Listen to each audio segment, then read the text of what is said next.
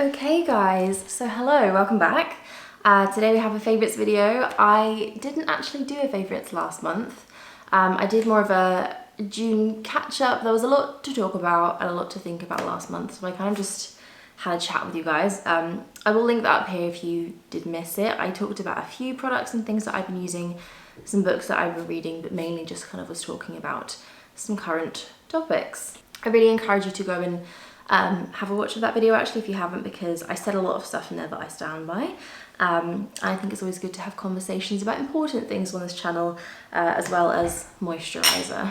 But anyway, today I am back with a favourites that is a little bit more of the norm. It's a bit of a mismatch one actually. You'd think after having a month off I would have gathered together a lot more favourites, but I really haven't. Let's start off with a little coffee chat. For some reason I seem to always start off my favourites these days with a little coffee chat. July was actually the first month in about 5 or 6 that I went and got a coffee to go, which was kind of a momentous occasion. Something so everyday and so normal just felt like the biggest deal because I haven't done it for so long. So I actually went to my local coffee shop and got an iced coffee to go, and I loved every minute of it. And I've kind of been really into the iced coffee ever since then. I think it's the time of year as well. This is very basic bitch, but I'm an iced coffee fan. So obviously I drink my coffee first thing in the morning. It's really what gets me out of bed these days. The thought of making myself not just a coffee, but a nice coffee. Something that I enjoy not only drinking, but to look at. Something that just gives me a little bit of joy in the morning. I think it's always good to have something that does that for you, and for me it is the coffee. I've been watching a lot of Korean cafe vlogs. I guess this actually could be classed as another favourite. The YouTube recommended feed just throws some curveballs at you, but I've been really enjoying them. They're so relaxing and chilled, and they usually have like little subtitles, and there's like just calming music in the background. I think the one I particularly like is Zoe's cafe vlogs. I will link down below because I'm not 100% sure what they're called, but I have absolutely loved watching those. And of all the various beautiful, colourful, amazing drinks they make, it seems to me that iced Americanos are particularly popular. I've actually been drinking them and really like them. An iced latte is sometimes just a bit heavy for me. I always go with a plant-based milk. I usually have almond milk, which I think is quite light in general, but you know, sometimes it's just still a bit much. So I tried an iced Americano. I just filled up a glass with some ice, some crushed ice, filled it up with water, and then just poured an espresso shot over the top, which I made in my coffee machine, and loved it. Sometimes I'll top it up with a tiny bit of milk, sometimes I'll just drink it black, which for me is a big deal because I never drink black coffee. It's really not for me, but that's what I've been enjoying. It's so refreshing. I like it a lot. And the actual implement I've been drinking it out of is this, which again adds a whole extra amount to the coffee drinking experience. The vessel in which you pour your coffee into in the morning is obviously very important, and this is actually like a double-walled glass. You can see it has an inside. If you've never made or drunk an iced latte out of a double-walled glass, I highly recommend it. It just feels fancy, it feels good, it pleases me greatly. So this is what I make my iced coffee in the morning. I got these on Amazon. They're a set of 2, and they're great for hot drinks as well, because although it's a glass and it seems strange to drink a hot drink out of a glass, because of the double wall, you can just pick it straight up.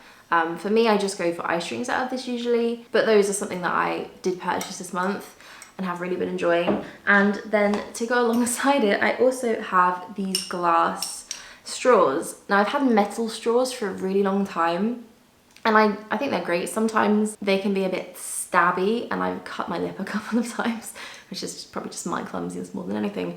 But I got some glass ones because I thought they would go with the glass cup. They're kind of like rounded at the top so you don't stab your mouth with them.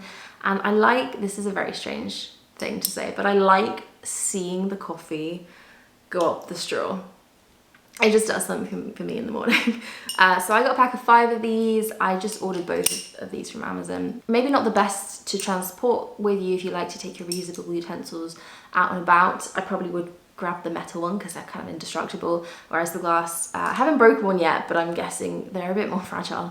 So really enjoying those for just home use, and particularly my morning iced coffee. So that was my long spiel about coffee out of the way. I have actually been drinking not half calf, but like 1/5 calf. I've been throwing in a few extra regular beans. I'm a decaf drinker normally, and I've been throwing a few extra in just because I feel like I need the boost. I haven't had caffeinated coffee for years, so this is new for me, but I haven't suffered the consequences from it yet. Have no intention of going full calf because I will have a big panicky, anxious mess on the floor. That will be me. But yeah, so far a 5th calf has been fine for me. Okay, while we're on the subject actually of drinking paraphernalia, I did want to mention this bottle. I talked about this on Instagram briefly a while ago, and so many of you asked where it was from, so I thought I'd mention it in my favourites. It has been a favourite because I use this every single day. I wanted to change my bottle. I usually carry around like a bottle of water every day just to remind myself to actually drink rather than filling up multiple glasses, and I wanted to upgrade it to a glass one just because I prefer drinking out of glass. It feels nicer. I feel like it keeps the water cooler, even though I'm sure that's just something I've imagined in my brain. But then also drinking out of plastic is not the best. So I found this one, which is an absolute beast. It's 1.5 litres, glass bottle. It has this very cute bamboo lid, which I like a lot. So I aim to drink 2 of these every day, and that's kind of me covered. And it's surprisingly easy, I find, when you have a bigger bottle to drink more water. I don't know if it's just because filling up multiple times into a small bottle is too much effort and energy for me, probably. But I really like the big bottle, and I do find I've drunk so much more water. I actually have been keeping my water logged in my bullet journal here, in my habit tracker, and you can really see the difference when I started using this. I don't know if it's just because I enjoy it, but I have been drinking a lot more water, which is always a good thing. This one does come with a carry case, which I sometimes pop it into because I am, again, a clumsy person when it comes to glass. So you can just pop it into there. It has a little handle. I've taken this out and about on walks and things quite a few times. Okay, I want to talk about some skincare items next. Where has it gone? I'm actually sitting on this one. My skincare this month and for most of last month has really just dissolved. At the beginning of lockdown, I think I really just went full steam ahead with skincare. I was doing masks multiple times a week, and I was just really appreciating the extra time I did have to take care of my skin. I wasn't wearing makeup as much, and I was just enjoying using lots of different products. And then I got lazy and stopped doing that, and I really have been using 2 products my entire skincare routine, other than when I go outside, because I will always put on SPF no matter what happens. You will not drag me out the door without SPF on my face. And then occasionally I also was using like a serum, the Ordinary's hyaluronic acid serum if my skin felt really dry. But other than that, most days it has been these 2 products, which is just weird, very weird for me. I'm not gonna go out there and say that, you know, these huge, vast skincare routines with multiple products are no good, because I not only think they do help skin dramatically, I also think it's just a whole self-care ritual that's really nice to indulge in, and it, you know, it's part of a calming routine. So I'll always love and go back to my big skincare routines, but I think it's just the monotony of doing it every single day, when every single day is feeling like the same day at the moment. I just want to get it out of the way and done. So what I use first is the Summer Fridays Super Amino Gel Cleanser. I don't think I've ever mentioned a foaming cleanser in a favourites before, or like a sort of wash and go type cleanser. But this I have really been enjoying. It's so simple, it's quick, it's really quite light and gentle. It's not an abrasive, stripping, really like foamy, oil sucking type of foaming cleanser. It's just really nice and simple. Summer Fridays are definitely a brand that excites me every time they bring something out. They don't have a full skincare range yet, so when new things pop up, I'm always a bit intrigued and I want to try it. So I do think this is relatively new, and it's just an all-rounder. So this I use in the morning when my skin has nothing on it. I'll also use this for a double cleanse in the evening if I do have makeup on. So I haven't been using anything like a Bioderma or a makeup remover. I've just been going in with this on my eyes, on my lips, everywhere. It's so gentle, it doesn't irritate anything. And I do have quite sensitive eyes when it comes to cleansers. It takes makeup off so well. Mascara, gone with 2 cleansers, and it just leaves my skin feeling very fresh, not stripped. I have no bad things to say about that. And then I just put moisturizer on. It's so basic, and I know there are some of you out there that are probably rolling your eyes at me because your skincare routine may be just a splash of water and nothing else. If that is your skincare and you are happy with that, then you do you. But this is definitely very new for me. So the moisturizer I've been using is a new discovery. I actually went on a Zoom call with Tata Harper herself from the brand Tata Harper. I think she was in Vermont. It's very exciting and strange, this new world we live in where that is happening and we're talking to people across the world instead of going to events and everyone being in the same room together. It's cool, I like it a lot. And this is the Waterlook Moisturizer. So I didn't know a great deal about Tata Harper before this, but actually all or most of the ingredients from these are very organic and natural, and they're all grown on her farm. This one is a really great little packaging invention actually. It's one of those push-up tops where you just scoop off the product, but oops, this whole thing comes out, the inside, and you can just refresh it once it runs out. So it's really great because you don't have to throw the whole thing away, buy an entire new package. You can literally just pop the capsule in and out. So it's really good to see a brand, quite a big brand, thinking about the ways they can make the packaging more environmentally friendly. So I love to see that.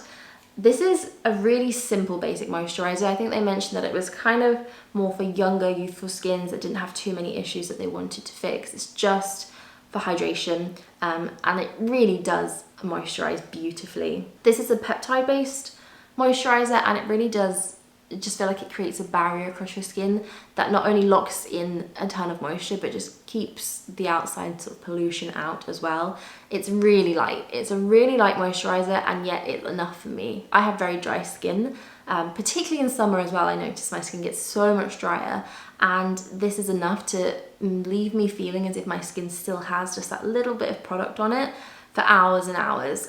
Really comfortable, never feels tight. I only need to apply a little bit, and it's very like slippy and glidey and just works into skin so easily. So I've been really impressed by that. I think I'm actually out. I'm gonna have to buy a new capsule and pop it in, which is exciting. So that's been my skincare, that has been it.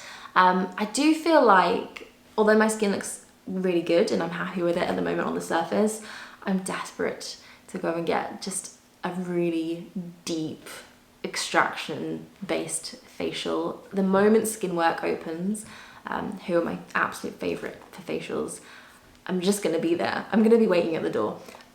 So I feel like my skin could probably benefit from some more exfoliation and just some like deep down cleansing. But for now I'm really happy with that, and I'm happy with my skin, so that is good.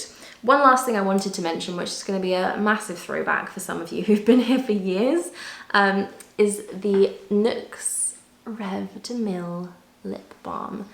Who remembers this? This was the lip balm I was obsessed with for a good couple of years, and I don't think it was until GlossierBalm.com came along that I really just started using that religiously. And my lips had been really dry recently. I'm not sure why, but my lips had just been super dry recently, really like chapped and kind of like flaky around the edges, which is disgusting. Sorry guys.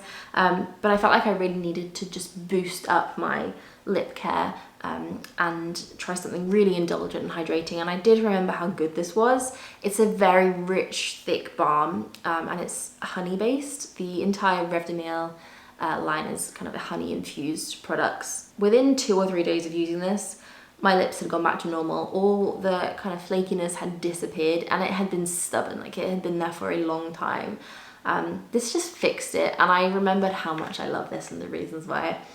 It also smells amazing and has a lot of nostalgic memories in that scent for me. So I wanted to mention that quickly because it's a rediscovery. It's a favourite I've mentioned many times before, but I'm so glad that I happened upon it again this month because it changed my lips. It really did. Okay, let's talk about some makeup products next while we're on this beauty segment. So in last month's video, I mentioned that I really was trying to think more about where I was purchasing from, particularly in the case of spending my money with Black-owned brands. I found some really amazing independent gems, which I talked about in that video. But one brand that I also purchased from are obviously a lot more mainstream, and that is Fenty Beauty. Now, I've tried a lot of Fenty Beauty's lip products. They had a liquid lipstick, a red one, that was incredible. I can't remember the name of it. I think it was called Stunner. That was very much back in my red lip days. But since then I haven't really tried a lot from them, but I saw they had brought out these cream bronzers. They had cream bronzers and cream blushes as well, which come in this very awesome packaging. So I have the cream bronzer here. It's called the Cheeks Out Freestyle Cream Bronzer, and I have the shade Butta Biscuit, which is number 2. This is a perfect shade for my skin tone. On the fairer side. It's a really good like neutral bronzer colour, no yellow undertones, which is always a problem I think for fairer skins, but I love this so much. I'm a cream bronzer lover through and through, and I feel like you kind of have to be. You're either one or the other. You like powders or you like creams, because they're very different and they apply very differently, and it all depends on I think how you do your makeup. I'm very much a cream product, zero powder person. So this does suit me really well, but it's just kind of blown all the other cream bronzers I have out of the water. What I like about it is that it is in a solid pressed form. It's not a stick or a liquid. So I just literally tap my buffing brush into there and bronze all over. I usually do like cheeks, forehead, nose, chin, everywhere I want some colour. And the texture of this is like butter. It just blends seamlessly. Whether I'm wearing nothing on my skin, sometimes I'll just have moisturizer on, go straight in with this, or if I have foundation on or a tinted product as well. It just works in beautifully. It takes minimal blending, and I love the way it looks. It looks like a super natural, like you've just been on the beach for a few days type of bronzer colour. And I think that's very much to do with it being a cream product. I think creams are so great for that, but this one in particular has really stood out to me. I absolutely love it. So I also picked up one of the Fenty Beauty primers. There's a couple of these for different concerns. I think the kind of regular standard smoothing primer is really, really popular, but I wanted to try the hydrating one. So this is the Soft Silk Pro Filt'r Hydrating Primer. Packaging of this entire brand is just amazing. It's like glass millennial pink. We love to see it. I'm really impressed by this. I'm not a primer girl at all. When I do use primer, it's going to be something hydrating, and I do sit down, especially these days in summer, and before I do my makeup I just feel like I need something else. I've got my moisturizer and my skincare on, but I feel like I just want an extra layer in there, and this is the perfect product for that. It's truly really quite moisturizing, but really, really thin and light as well. It's not a product that you're going to put on before foundation and it just interferes and makes your skin too greasy and everything slips around.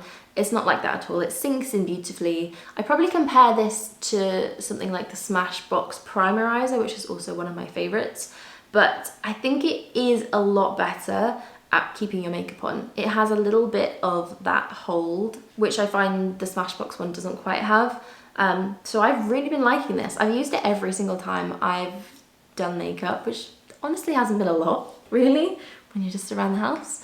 But every time I've wanted to put that on, I've wanted to feel it on my skin. So both of those I've been really impressed by. I think the standout is absolutely the cream bronzer though. I probably should have picked up some of the blushes because I'm sure I would have loved them just as much. Watch this space. Okay, so I could not have done a favourites video this month without mentioning these. It's going to be a love or hate situation, I'm sure, but for me it is love. It is true, true love. These are Birkenstocks, Birkenstock Arizonas to be specific. I feel like they're just the kind of classic Birkenstock style. They're what you kind of imagine when you mention that brand name. I used to have a pair of these a long time ago, and I honestly don't know what happened to them. I feel like they may have got lost in a move a few years ago, but back then, wore them constantly. And then I actually got this pair for my birthday. My brother bought these for me. He knows me too well. And I have not worn anything else on my feet since then. I've worn these walking, I've worn these to the supermarket, I've worn these to walk the dog.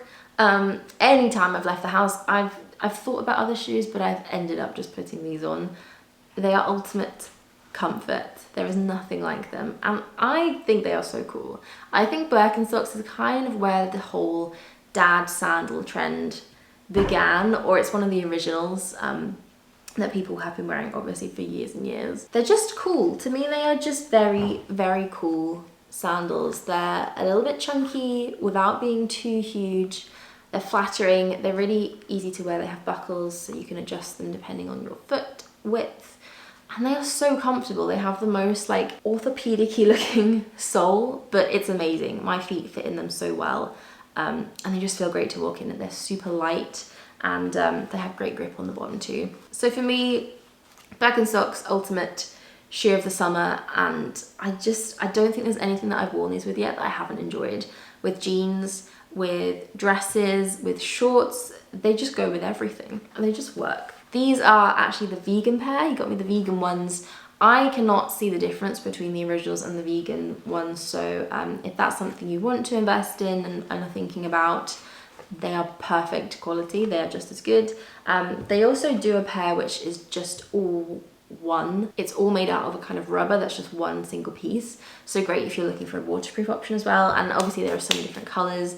I think the black are just amazing staples, but I kind of now have my eyes on the stony beige ones, which I like a lot as well. So that is pretty much everything I wanted to talk about, other than the books that I have been reading over the month. I talked about 2 of them in the last video, in the June catch-up. So I wanted to just mention the third, and I think probably my favourite. The 2 that I did read were kind of non-fiction, so this was very different and it's not quite as comparable because it's a fiction, but this was Queenie by Candice Carty-Williams. I read this in one sitting. I went to bed and I thought I'll just do a couple of chapters. I ended up 6 in the morning finishing it off. I am quite bad for just really getting into a book and not being able to put it down, so I would definitely say this one is unputdownable. So it's about Queenie. Queenie is a young black woman who lives in South London, and we kind of meet her at the beginning at a point in her life where her relationship is having some issues. And a lot of it is kind of about dating, particularly dating as a black woman, and all the kind of ties that come with that, things that, you know, myself, I would just never have known or thought about, and it's so interesting to see that perspective. This book is really funny too. It's not all serious. It's hilarious in points, and the character of Queenie, I just grew to absolutely love her. Obviously there is a lot of talk about race in here, issues with race and how it's encountered on every different aspect of Queenie's life, and there's a lot of kind of microaggressions in here, and it's a really great sort of tool to see that from the perspective of someone experiencing them, and that really ranges from something, you know, quite overt, in-your-face racism to things that you just wouldn't really pick up on unless you were the person that they were aimed towards. So it's really enlightening and just a very interesting read. There's a lot of like text talk in here, messages, which I guess is to be expected from, you know, a book set in modern age. Normally I don't like it when books do that, when you have like screenshotted, let me try and find a page, screenshotted conversations, but it worked in here, and it didn't break up the text too much. I think it was important to see that. So kind of halfway through this, it really does change, and there's a point where it becomes about something else, and it's a little bit more serious. There's a lot of talk about mental health issues, particularly how there's really quite a stigma associated with being black and having, you know, to seek help for these mental health issues, which should never really be the case, but it kind of explains why, and there's lots of different generations that talk about it. Queenie's grandparents, for example, and then also you get to meet her mother. There are points in this where I literally just, I grabbed my chest and I couldn't, like, it hurt to read it. And there aren't many books that really kind of speak to me on an emotional level like that. So the writing was really powerful and so easy to flow through and enjoy at the same time. So I really loved this book. I think it's one of my favorites I've read all year. I think I gave it 5 stars. I do have a Goodreads if you want to follow me on there, which is where I kind of keep track of everything I'm reading. But really, I recommend picking this up. It's such an enjoyable one, an important one as well. It's a nice way to kind of digest some of that information while still reading a fiction, if that is more your cup of tea. Okay, and that is it. So those are my favourites for the month of July. I'll leave everything I talked about linked down below as well. And yeah, I think that's everything I have to say. So thank you guys so much for watching. I hope you enjoyed this. If you do have any book recommendations, as always, please leave them down below. If you've read Queenie and you liked it, and there's something similar you think I would enjoy as well, please put it down there. But yes, I will see you guys soon, and that is it for me today. Bye.